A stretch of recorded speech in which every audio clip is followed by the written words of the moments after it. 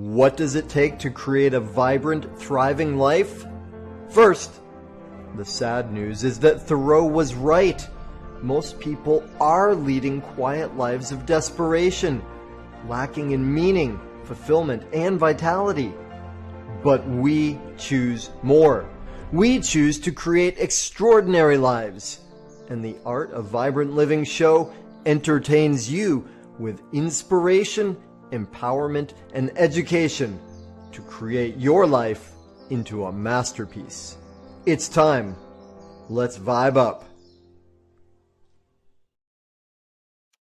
Hey, aloha, y'all. Welcome to the show. I'm so glad you are here, whether live or by rebroadcast. I am delighted and excited for today's show. We have an amazing guest. I'll tell you about her in a moment. First, though, the Art of Vibrant Living. Why on earth did I name it that? Because there is no path to it other than your path to it. There's no right way. It is, yes, there is a science behind it. It's also an art. It's up to you. It's your birthright. And I would say even it is your duty to create your most vibrant, thriving life. So my request, I implore you today, please be entertained. Take in the stories, nod your head and say, oh, that makes sense, if it does. And commit to at least one thing that you get from today's show. You go, yeah, I'm going to put that into play. I'm going to try that out. I'm going to put that into action in my life, because that's what really moves the needle on you creating your most vibrant, thriving life. You're going to have so many opportunities for that today, because our guest today is Rachel Madorsky.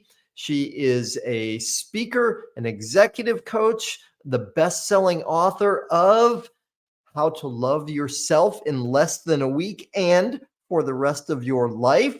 She was named as one of the top 15 coaches in Austin. Her insights and teachings have been featured in Forbes, Psychology Today, CBS News, NBC, Ellen DeGeneres, The Learning Channel, and South by Southwest Interactive. And most of all, she is just an amazing, bright, loving woman who is here to share her experience with y'all. Rachel, thank you so much for joining us. Thank you so much. What a sweet introduction. And I'm honored to be in this conversation with you. Thanks. Oh, well, thank you. So obviously we're going to talk about how to love yourself, right? Because that's, your book that is like running away, and I've loved it. It was amazing. We'll definitely talk about that. And I think there might be just a couple people left in the world that still need to hear that message more. I'll put both hands up. I'm learning. Will you tell us, though, a little bit about how did you get to this point in terms of, writing this book that's obviously so needed, but, and being a coach and what you're up to in your life? Yes, I put both my hands up too, by the way. I love that phrase, how we teach what we need to learn, Yeah, I was a psychotherapist for 25 years. I've done tons of personal growth, all the things. And what I started noticing is no matter who I was working with, couples, businesses, I started to see that there was this core issue inside all of us. And it was this gap. And the gap was love, like the love that we actually give toward ourselves.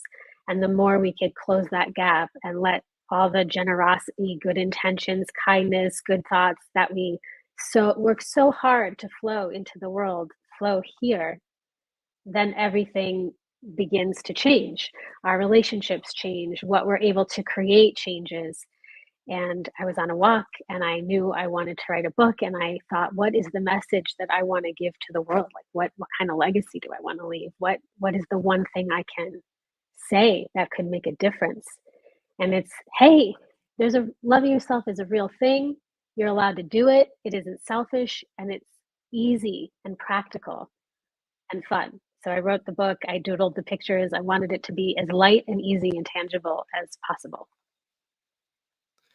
I love that. That's awesome. Beautiful. And so, all right, let's just jump right into that, because I think you brought some pieces up. I don't know exactly, but I'm guessing that there are some myths about self-love that get in the way for people. Would that be a fair way of saying it? And I feel like you probably teased some of those as you just spoke about it. If that makes sense, what are those myths, and can we debunk them? Yes, let's debunk.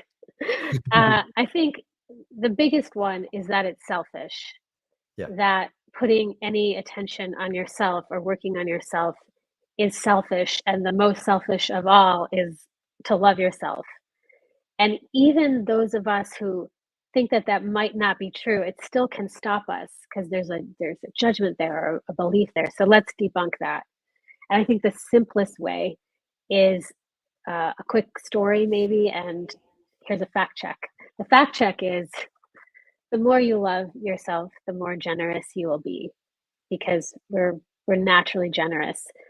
And the story is, when you're in a good mood, you usually like your partner more. Suddenly they're more attractive. Or when you're in a good mood, whatever's in the bank account feels a little bit better.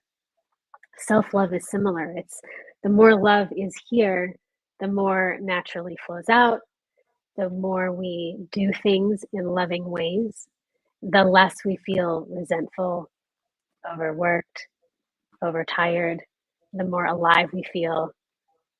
There's there's just nothing selfish about it. And the flip side is when all we're doing is giving, we're depleted, and the quality of what we give is nothing compared to the quality we give when we're light is bright and we're giving from the overflow.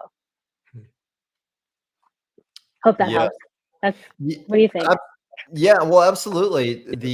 The idea that it's selfish is a popular one. And I'm going to come back to that in a minute, though. You said something that I think is interesting and useful, um, for people, because right, so many people in the world are focused on creating money, right? Having more money, getting enough money, feeling like the money they have is enough, right? And a buzz phrase that goes around success authors and abundance speakers is something along the lines of, you get paid in proportion to how much you value yourself, right?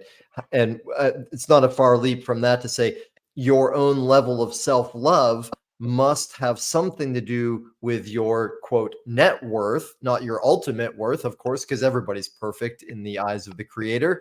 But your net worth has something to do, your income has something to do with the way you love yourself. Would that be fair to leap to? I love that leap. I mean, to me, it's like a little tiptoe. But yes, let's make the leap that the greater our self-worth, the greater the love here, the more money can flow in, just like the more good of anything can flow in. I think we all have. I love Gay Hendricks' book, The Big Leap. Highly recommend. If someone hasn't read it yet, read it. I try to read it every year. It's so beautiful. But we all have a set point. Here's the theory. We all have a set point of how much good we feel like we're allowed to have, we're worthy of having, or we deserve to have. And this set point of good, you can call it love, you can call it relationship, you can call it your finances. And what happens is we get this certain amount of good and then we start feeling really uncomfortable because it stops feeling familiar. And we will actually knowingly or unknowingly sabotage how much good we can have so that it matches our current identity. And so, in order to have an identity that receives everything you want and more, to me, the key ingredient is love. That's great. And I got a big grin on my face because literally earlier today, I was speaking with one of my coaches and talking about how things had gone up for me recently. And I was like watching myself potentially having some sabotaging behaviors, right? And I'm aware of it. I'm looking at it, and I was like, oh, "This is good to speak about with my coach." And he said, "Well, there's a great book called The Big Leap, which I've read like 3 times." And as he spoke about earlier today, I was like, time for number 4. So yes, I'm with you. I love the synchronicity of it as well. So yeah, Can I jump in really fast? please, always. I like to call it sabotage instead of sabotage, lovingly and jokingly, because we can get down on ourselves or judge ourselves when we do that, but really the only thing that's happening is this mechanism of wanting to feel safe. We all need to experience love, safety, and belonging. That's what we're all craving and creating the best we can at all times. And so sometimes to create our sense of love, safety, or belonging will reduce the amount of good in our life to belong, to feel safe, or to be loved. And so it's actually a beautiful, radical, culture changing thing to give yourself everything you ever wanted in life and more, and begin to make that normal. Yeah, beautiful. I love that. And I'm with you. I've never been able to get behind the school of thought that says you got to destroy your ego, right? And because to me, it's like it's there to keep us safe, right? That's it's part of the package. Let's love on that part too. It's doing its job. I'm with you. That always made it never made sense to me. We gotta love everything. And I don't mean that in a foo-foo way, although I'm also happy to mean it in a foo-foo way, but in a practical way. If there's a part of us that we're trying to destroy, then we're in conflict with ourselves. It it the ego needs love too. And thank goodness for the ego. I mean, I don't know how I would have made it through some of the things I've made it through in my life without having some ego. Hmm. I think make friends. Make friends with your ego, make friends with money, make friends with anything that you feel is a negative, and look for the innocence in it and the positive intention behind it, because there's always a positive intention. Always. Always, I'm with you. All right, so you brought up the word practical there a moment ago, and so it's incumbent on me to say, since we're here now, how can anyone love themselves in less than a week and for the rest of their life? How do you do that? Okay. Um, well, first, please get the book and get it for a friend. But I'm going to just also give you as many answers here as I can and feels fun to us. One thing is to actually ask yourself, what does loving yourself mean to you? Because we use the word love so much, and because we've probably heard the phrase love yourself so much, it can turn into just like, a word that you say so much it's lost its meaning. It's really important to get quiet and go inside and ask, if I were to really, like, if I really loved myself fully, completely, unconditionally, what would be different? What would look different in my life? And we all have answers to that. Um, what one thing I offer in the book, this is a really easy, powerful exercise, is to take a piece of paper and on the left, write down all the things you've been tolerating from big to small. And on the right, write down what you would love instead. And then that becomes your sacred to-do list. That's your love myself to-do list. And that's when it becomes practical. I wouldn't spend so much time with the people that drain my energy. What would I love? I'd only spend time with people who get me or love me or see me or talk about beautiful things, whatever it is.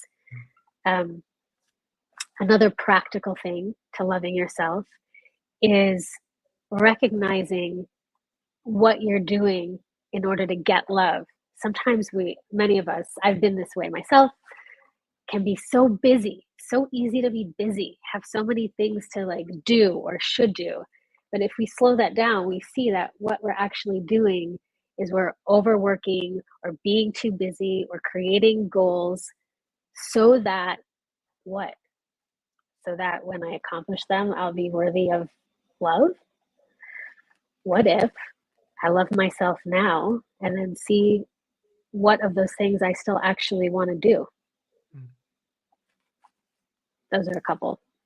That's great. That all super practical, and I love the what are you tolerating list. That's a list I use myself, and I always use when I start working with clients. And it's so like the way I grew up is it's like the word tolerate wouldn't even be relevant here, because there was just such a mindset of, well, there's just a bunch of things in life that suck, right? And that's the way it is. And get used to it, get over it. That's, that was the mindset that I grew up with. That's what I saw around me. So the idea later on that came like, actually, we get to create our lives, we get to choose what's in it. That was really radical for me at the time. But I want to, before I finish that, step back though, because your book, I almost never buy physical copies of books. I like electronic books. I love Kindle. I love having them all in the little thing.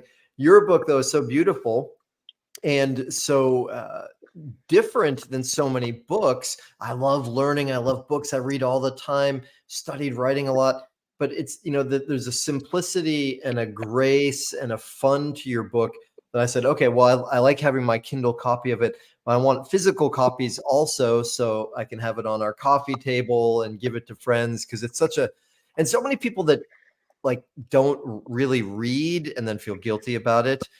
It's a book for them that are like, I can succeed with this book, right? Because it's simple and small enough, and then there are pictures. Thank you so much for saying that. I mean, that's me too. I would love to have a transformation in like 15 minutes or less that was fun and enjoyable. I mean, who wouldn't? And I think that, to me, that's one of the joys of the book, but also a lesson in life that I'd love to share with all of us, like, which is we think it took so long to have whatever pains we have, whatever baggage we have, whatever issues we have. They're so intense. They've been here so long, and it took so long to get here that we think it's going to take that much time, that much hard work, that much intensity to unravel it and resolve it. And I'm so grateful to report back and say that's total baloney sausage. That's totally not true. Um, and what a gift. What a gift that we can have an actual change, an authentic change, not a fake it change, like a real change in our life without suffering. Yeah, beautiful. Well, and the truth of it is, and I know what you mean. Like, I definitely have seen myself. Oh, this is going to be so hard. This is going to be so hard, and building it all up and working on it and working on it, and paying attention. And then when it does change, it happens in a moment, right? It just happens in an instant. And so often I think, why was I suffering for all this time when I really all I had to do is look over here instead of look over here? So that, related to the great question, like, well, if this were easy, what would it be? If this were joyous, what would I do? Go Well, ahead. I was just gonna say, I relate to this, and I actually think that one of the reasons why we slow down sometimes our own healing and relief is because we're afraid. I mean, I'll speak for me. I've been there. I've had times where I was afraid if I felt better too quickly, or if this whole gigantic thing were to disappear, it would invalidate the pain that I felt, the seriousness of the situation. And all of that to me is about more love, more generosity, more grace with ourselves. We don't have to suffer any longer with anything. We can use tools, read books, get support, do personal growth courses, whatever it is, but know that it doesn't have to take a long time. It can be sweet, it can be fun, it can be light, it can be simple. Beautiful. Awesome.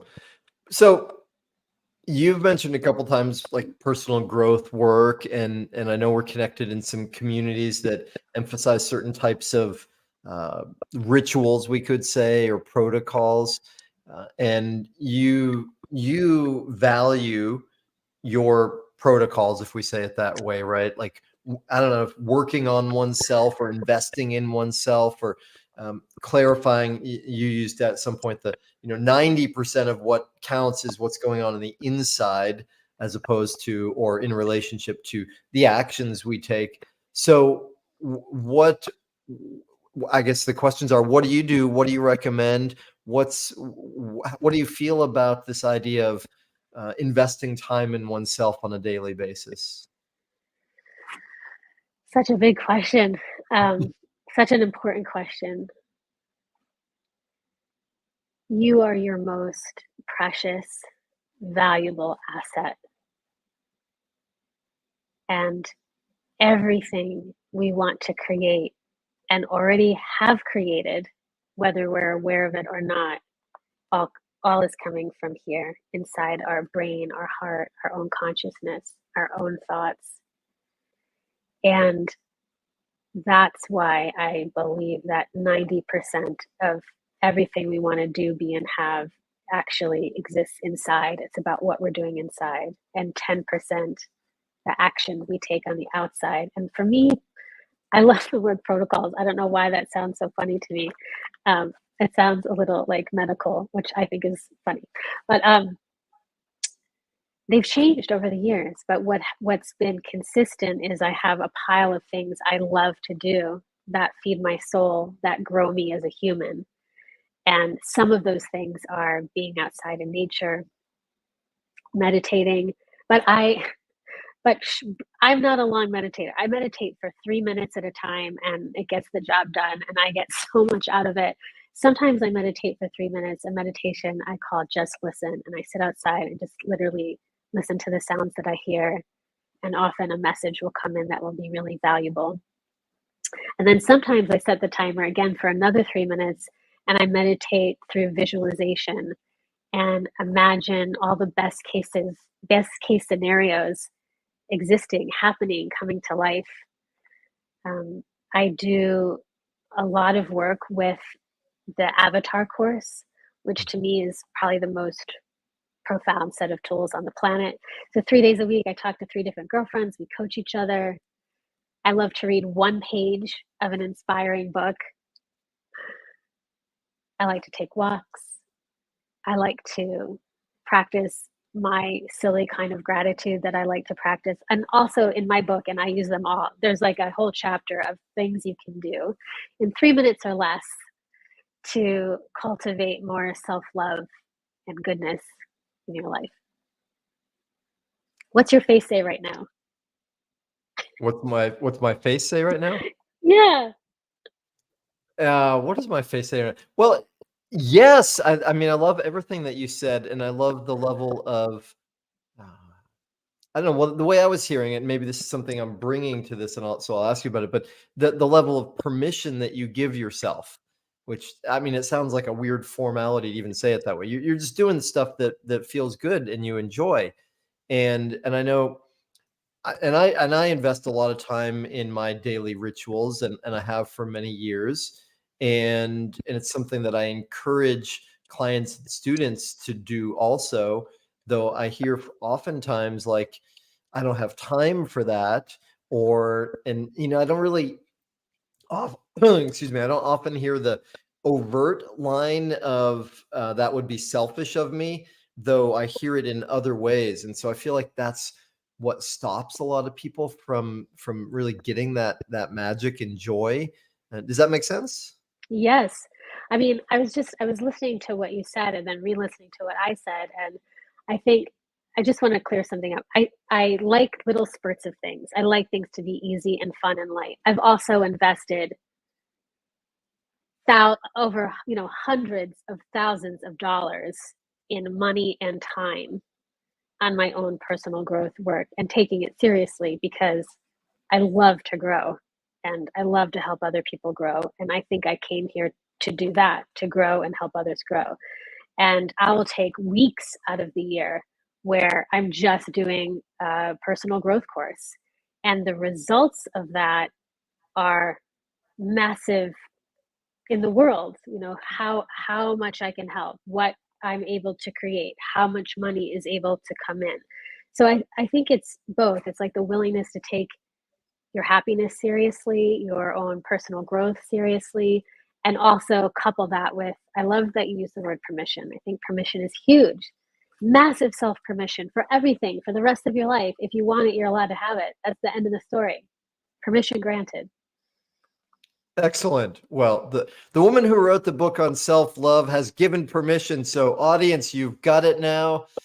You can listen to the recording as many times as you want. You've got it.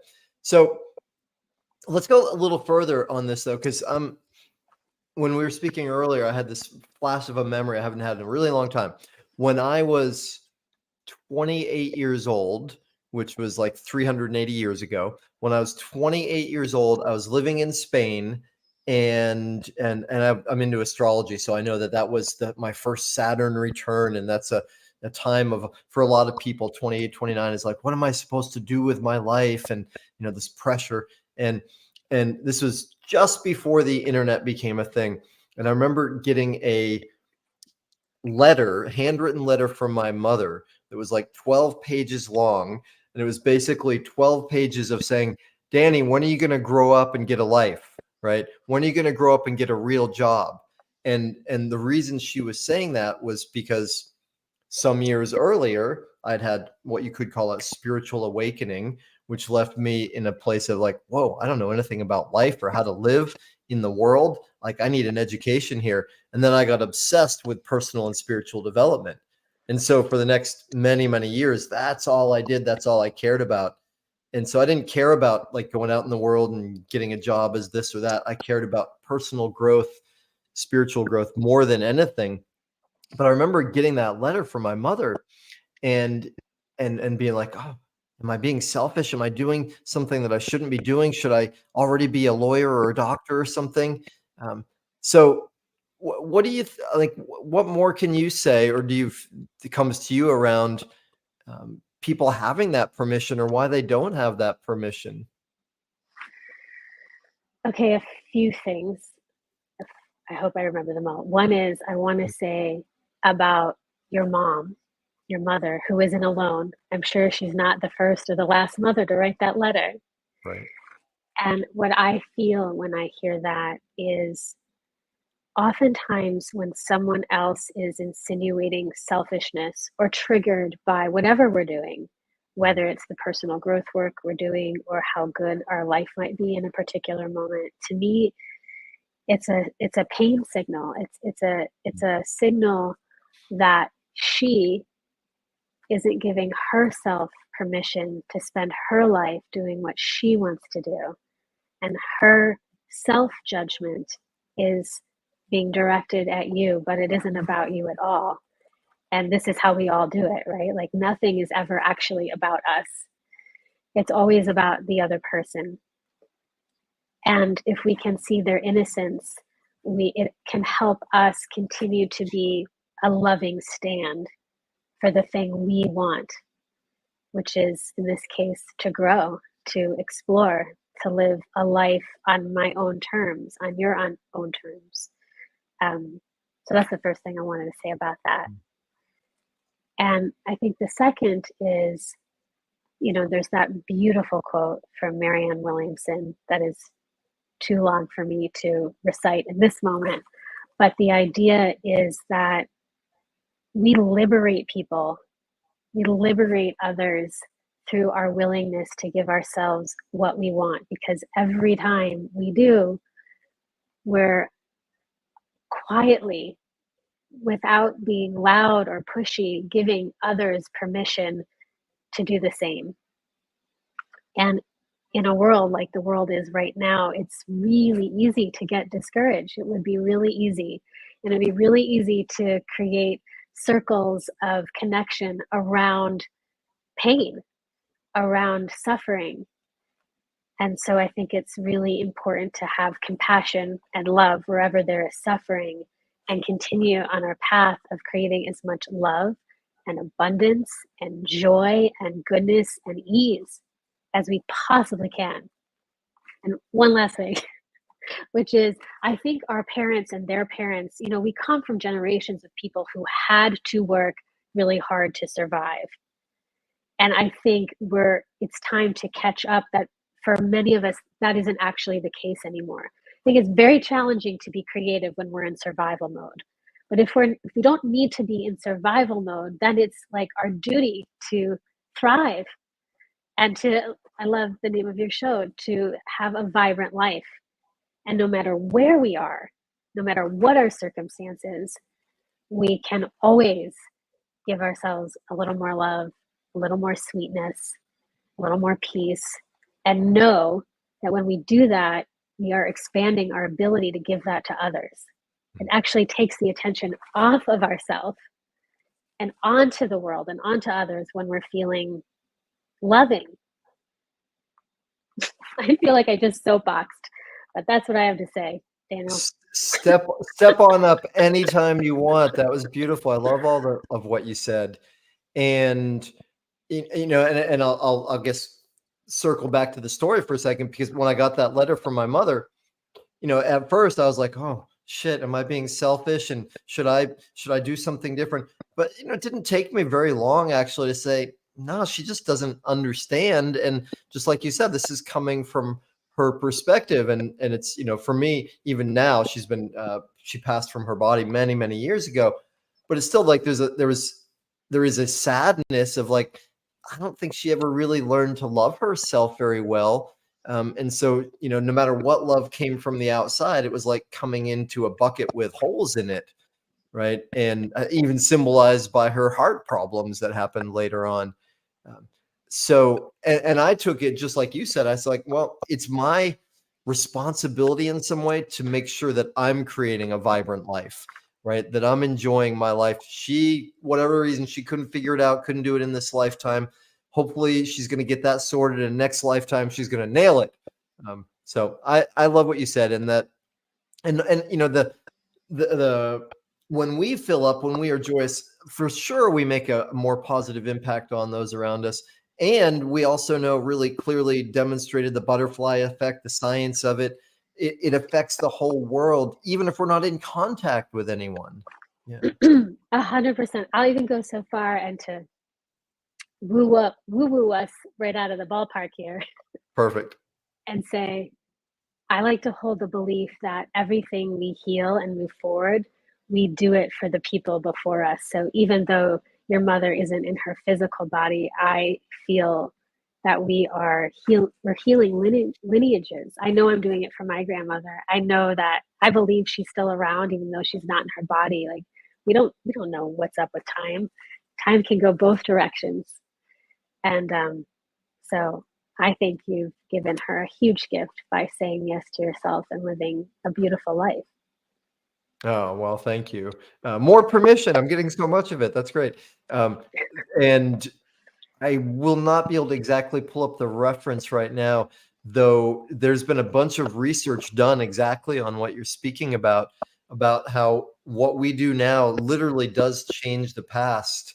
I'm remembering Dean Radin's book called Real Magic, and there were some studies in there, which of course are, widely repressed in the mainstream science and media, yet like amazing stories and studies around how what we do literally changes the past. It's phenomenal. And perhaps and likely the future, of course.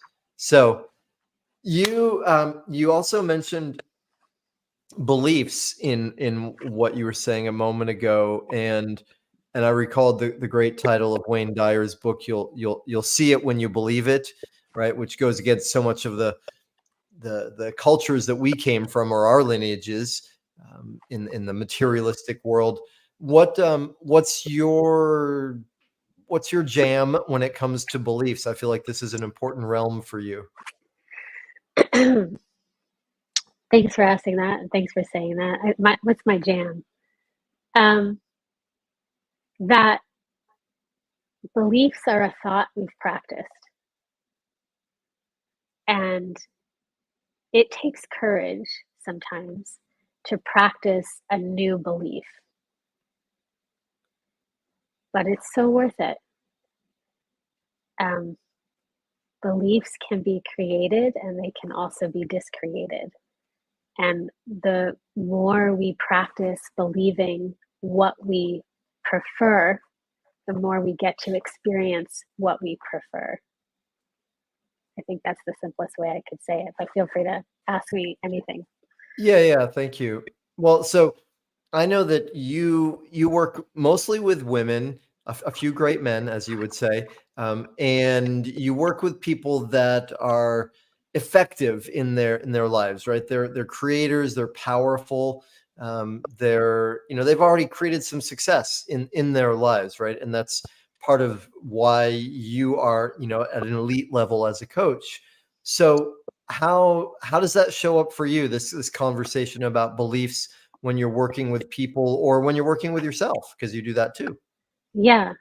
I think the one that jumps out right now is when I'm working with really powerful people, as we all are, but working with really powerful people who are still or on the cusp of holding the belief that it has to be hard, that it requires hard work, and that our worth and our value is connected to how hard we're working.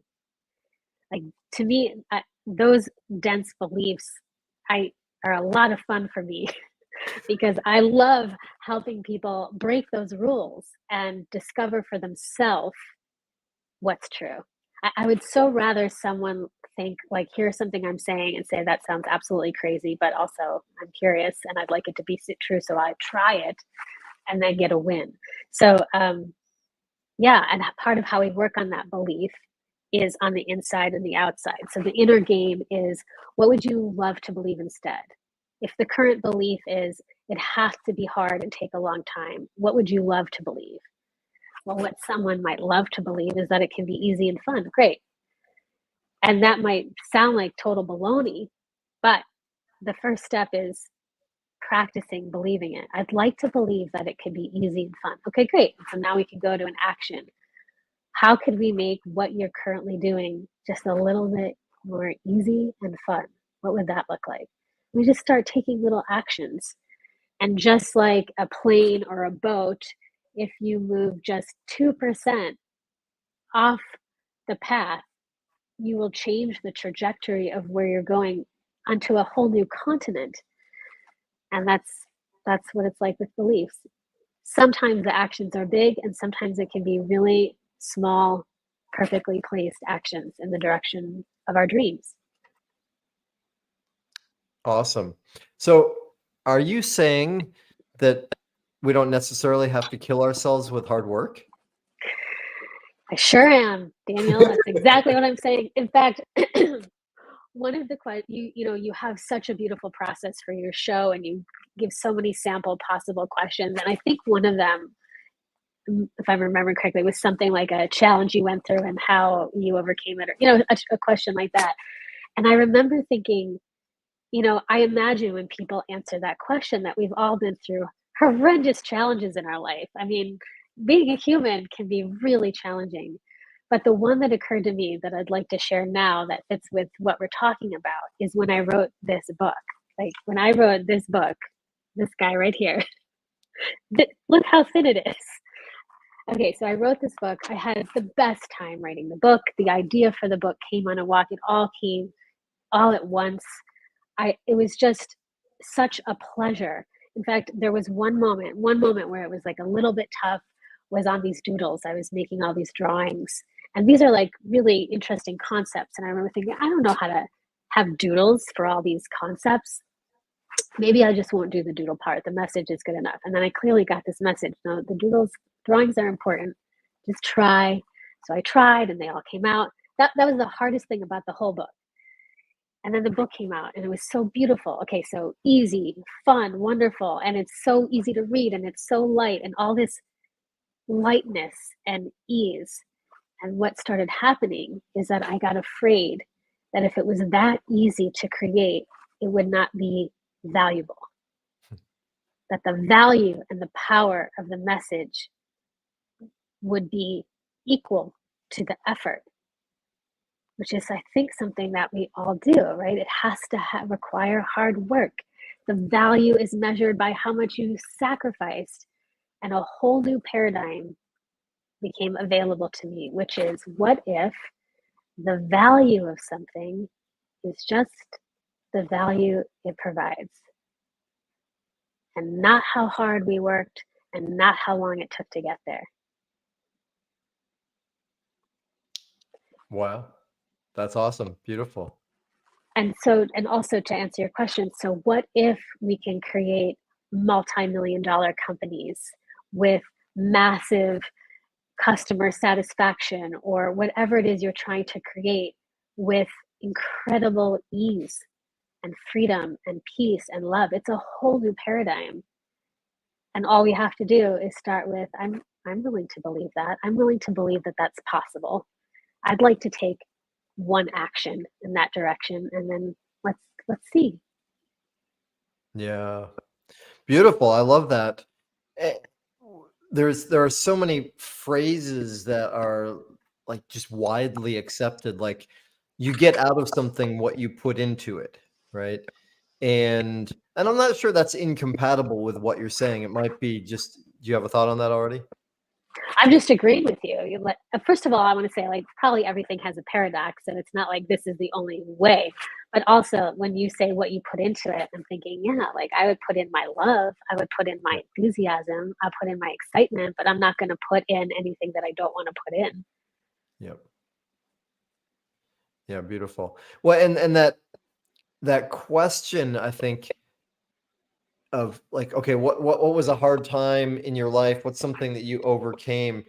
I think part of why we tend to revere that question, a lot of us, is because when we are in struggles and when things are hard, it's helpful to then know that, okay, this is for something. I'm going to move through this and create something, that there'll be lessons. But I remember one of my teachers years ago, I was living at a um, therapy center, and just before we had a new workshop coming up, every weekend it was like a new thing we were doing.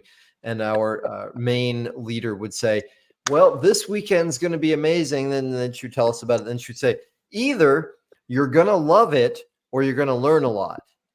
And and I remember at the time I was like, okay, that's cool. Win-win. Either way, it's going to be good. But then later on, when I started leading more groups myself, I remember her saying that. I was like, either you're going to love it or you're going to learn a lot, or both, right? Because that's like, I would rather believe in that possibility, that we don't have to learn everything through struggle and pain, that some things can be just fun. I mean, if we have struggle, if we have pain, okay, well, let's focus on what we're learning from it, but we don't have to go looking for ants at the picnic either. Exactly. That's exactly right. And the more we do that, the more opportunities we will see and create to learn through loving something. Our minds like to be right. So what happens is whatever we believe or think is true, our mind will start collecting evidence for how it's true. So if we think something has to be hard in order to have value or in order to learn a lesson from it, we're going to be sucking that up like one of those like things at the beach, like a metal detector. I know you know this, but what's so great is that the opposite is also true. I want to learn how to make as much money as I can, being as loving as I can, growing as much as I can, having the best time that I can. I want to learn my lessons through love and peace and joy, whatever it is that you want to believe. Beautiful. Yes, I'm with you. Okay. So since you brought up money there again, and I know that that's a controversial, important topic for a lot of people, what more would you say? Like, because I've heard you speak about the way your own income has increased in other channels, and and again, I know so many people struggle with that on either side. Struggle with, like, I don't have enough, or I have enough, but I don't feel like I have enough, or I don't deserve it. Like, there's all kinds of trips around money. Some would say it's sex and money are the two biggest things that trip up human beings. So what else would you say in terms of helping people get a little bit more freedom around the money conversation? Yes. The first thing that occurs to me that I just want to share is that there was a time where I was $80,000 in debt. And the thing that turned that whole experience around for me was a colleague and coach friend of mine, Carrie Peters, who's an amazing woman with Health Coach Institute. Highly recommend that training for coaches that want to become powerful coaches. Um, she invited me to imagine appreciating the debt. At first, I thought she was cuckoo. How could I appreciate the debt? But she had done this for herself and she had shared this, and I did it for myself, which is just that I just began to appreciate all the things that money gave me. Hmm. whether it was personal growth or, I mean, for me, a lot of it was personal growth. For some people, it might be medical bills or fancy purses. Who cares where the debt came from? But to just shift from shame around the debt to appreciation for all that I received from those things, all that money gave me. And as soon as we begin to soften wherever there's a glitch around money, more money can flow and more ideas about how to receive more money can flow. And that's what happened to me. I've been debt free for a long time, and that was the turning point. So, and all of that is to say, make friends with money, stop making money a problem or an enemy. We can make a lot of money or have not a lot of money. We're allowed to feel good and worthy, regardless of what our bank account says. And you're allowed to make a lot of money. Go do that too. Yeah, beautifully said. I remember in my own journey around money, I grew up lower middle class family. Money was always a big stress argument. There was never enough. And then in my early 20s, I remember literally, and this blows me away at the time, thinking and speaking out, money is dirty, right? And I didn't want to carry it with me in my pocket. I would carry it in a bag because I wanted to disassociate myself from it, right? And I look at back down, I'm like, wow, amazing you were able to live, with that mindset at that time. And then I came across a spiritual abundance program that took me into my beliefs. And of course, like that was early on for me. I didn't know there was something called beliefs. I just knew things as that's the way it is. And it changed everything for me. And going back to what you said about Gay Hendricks' book, the Big Leap, right? He talks about these upper limits, right? That we get to this point. So, are you suggesting that people don't necessarily have to have an upper limit in terms of their income or their enjoyment or their appreciation of money? Yes, I'm suggesting it and I'm claiming it and I'm saying it that anywhere we sense an upper limit, there's just a little bit of inner work to do in order for our nervous system to make it feel comfortable or normal or familiar to have it that good. And if money feels like a touchy subject, then it's worth doing work on the beliefs. But the good news is that everything is connected. So if money feels a little too touchy, just move it over to feeling good. Hmm. Just move it, or how much good are you allowed to feel? How much free time are you allowed to have? How easy are you allowed to have it? Practice some kind of abundance anywhere, and it's all connected. I also there's this thing out there, like, I can't remember the quote, but like, yeah, money is the root of all evil, or don't love money. And even there's like a lot of spiritual teachers, I think, like even teachers that teach abundance that say don't love money. And I just think that's so silly. Love everything. Love everything you like. Money is a tool for your freedom, for your generosity, for your happiness.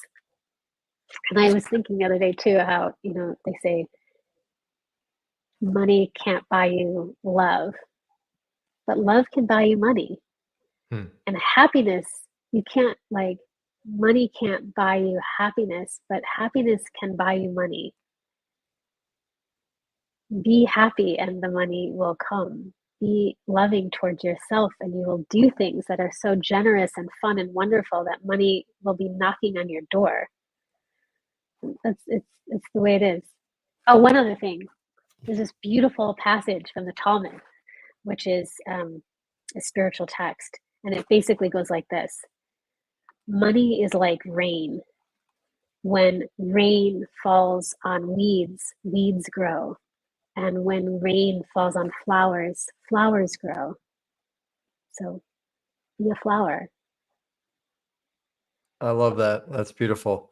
There's a couple of things, quotations come to mind for me, right? One is that anybody who says money can't buy happiness hasn't given enough away, Mm. right? And the other is, and I might be paraphrasing this one, there's nothing sadder than a broke philanthropist, right? And I think of that, and you took us over to the edge of woo woo earlier, and a lot of the people that I've worked with in my life are people that tend toward the woo side of things, and I've used the phrase before, spiritual entrepreneur is my ideal client. And to me, that broke philanthropist thing shows up really well when people that have big hearts and great visions and values that really genuinely help the world, but can't get by doing the work that means something to them, and they're working some job that they don't really want to be working. That's as sad as a broke philanthropist, right? That's somebody with a big heart and big vision, not able to pour their love into the world. And that's a shame. Yeah, it's so painful because that person isn't taking good care of themselves, and we're all connected. So what are they really giving? What are they really teaching? I mean, I so feel for that. I mean, I think we all have that cultural indoctrinated stuff, which is why I think it's so powerful to start breaking all these rules. You can be loving and generous and wealthy all at the same time. And I think a really powerful question to ask yourself, especially if you're in a place where either you're struggling with money or you're okay, but you would love to make more, is to ask, what's the bad thing that could happen if I made a lot of money? There's always an answer, and the answer will show you what needs some attention. And give that thing some healing and attention and let the money flow.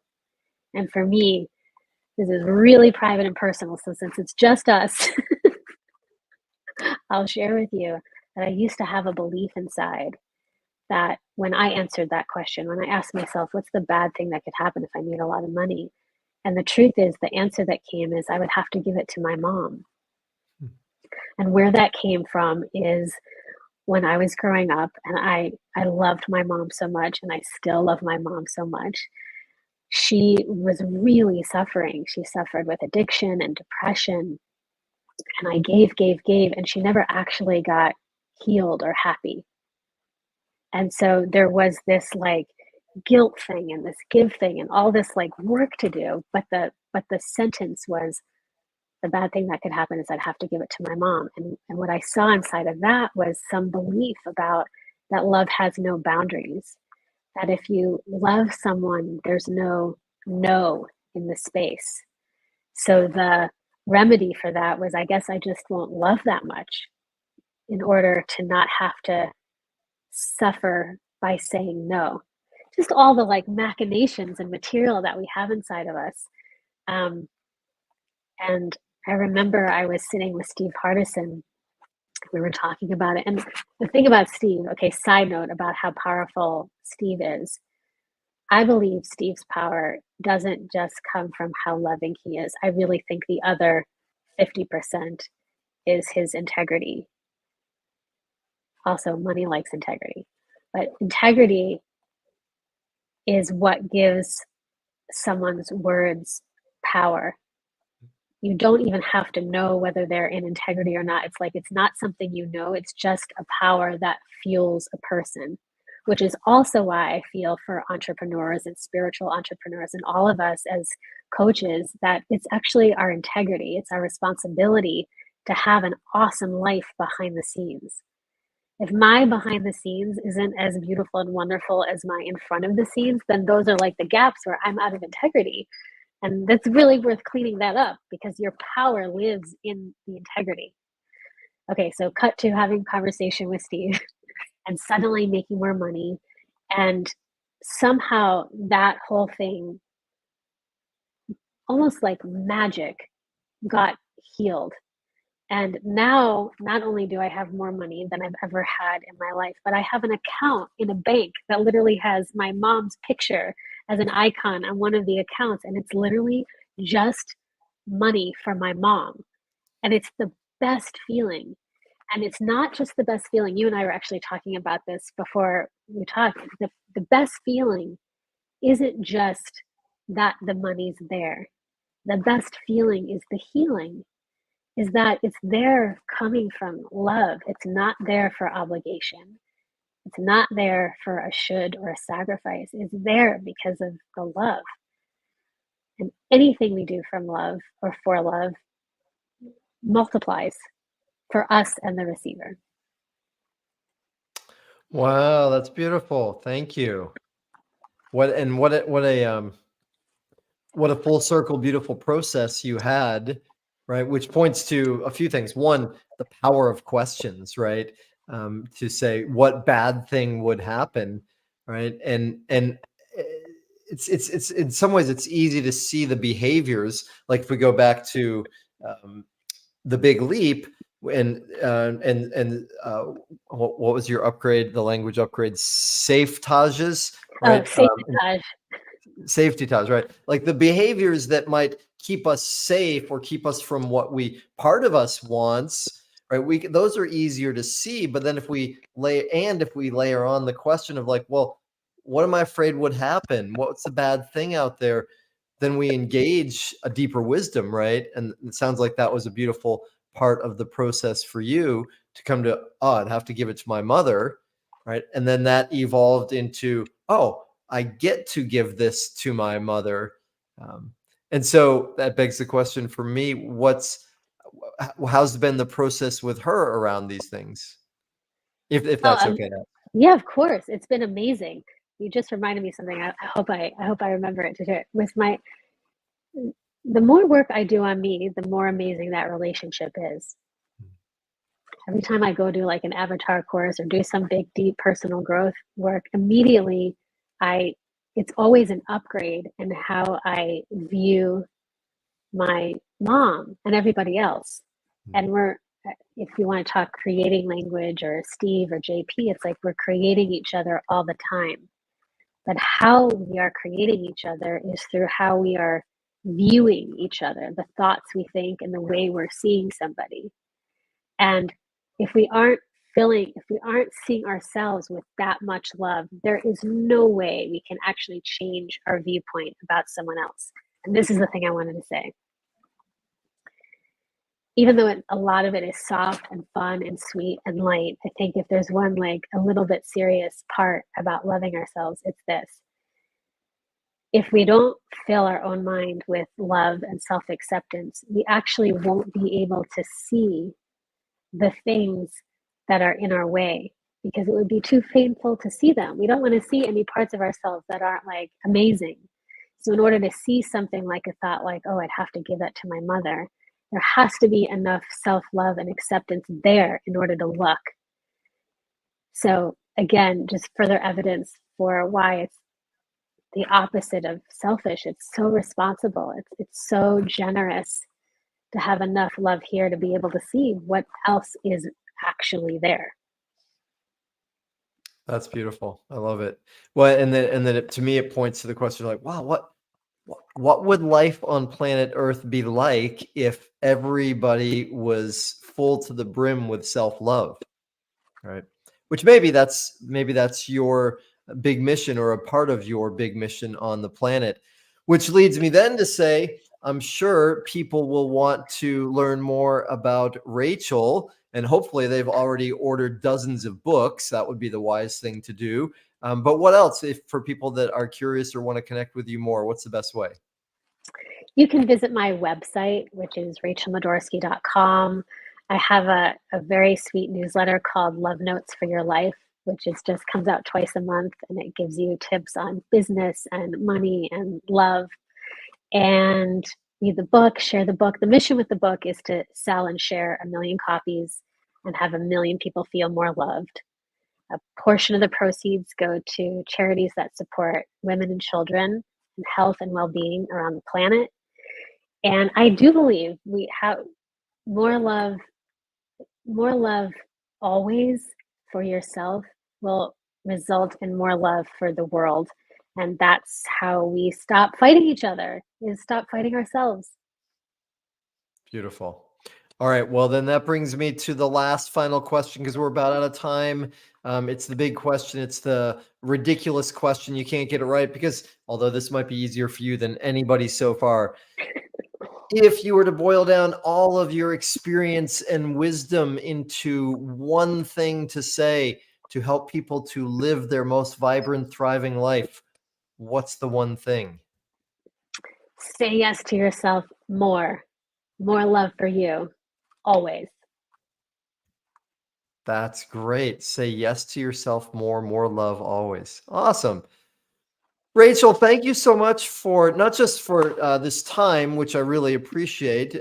That's a gift, but also for the journey you've been on and all the work you've done on yourself and learning to love yourself and teach the rest of us how to do it. And I know you're continuing to learn as well, and I got that before. So thank you for all of that. It's such a gift for you to be here. Thank you. Thank you so much. What an amazing conversation that you led. Thank you. Oh, total pleasure. And for y'all in the audience, again, please, you got so many practical tips today. Don't just say, yeah, that's cool. Apply it, do something, love yourself more, find one of the ways, make your list, whatever it is. Thank you all for joining, for being interested in creating your vibrant, thriving life to the next level. I really appreciate it. And until I see you again, please make your life a masterpiece. Aloha, y'all. Mahalo for tuning in to the Art of Vibrant Living show, y'all. I'm Daniel Aaron, and may you live with great vibrancy.